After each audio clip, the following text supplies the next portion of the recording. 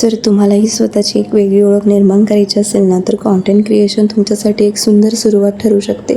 स्त्रियांनो, लोकं काय म्हणतील हे विचार करणं सोडा, स्वतःसाठी सुरुवात करा. जर तुम्ही घर सांभाळता आणि मनात येत असेल ना, की मलाही कॉन्टेंट क्रिएशन सुरू करायचं आहे, तर एक गोष्ट लक्षात ठेवा, सुरुवात करण्यासाठी महागडा कॅमेरा किंवा परफेक्ट सेटअपची गरज नाही.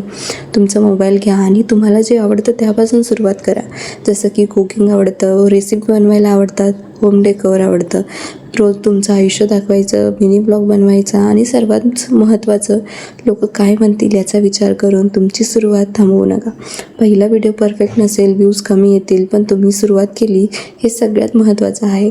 म्हणून जर तुम्हालाही कॉन्टेंट क्रिएशन सुरू करायचं असेल, आज नाही तर आत्ताच सुरू करा. तर हा होता आपल्या कॉन्टेंट क्रिएशन सिरीजचा पहिला भाग आणि उद्याच्या व्हिडिओमध्ये आपण अजून एक इम्पॉर्टंट गोष्ट पाहणार आहोत. मिनी ब्लॉगसाठी किती शूट्स घ्यायचे आहेत, व्हॉइस ओव्हर कसं द्यायचा, एडिटिंग कशी करायची आणि बिगिनरसाठी कोणता एडिटिंग ॲप सोपं आणि बेस्ट आहे. या सगळ्या गोष्टी मी तुम्हाला अगदी माझ्या एक्सपिरियन्सनुसार सांगणार आहे. आणि कॉन्टेंट क्रिएशनबद्दल तुमच्या मनात काही क्वेश्चन असतील ना, तर मला कमेंटमध्ये नक्की विचारा.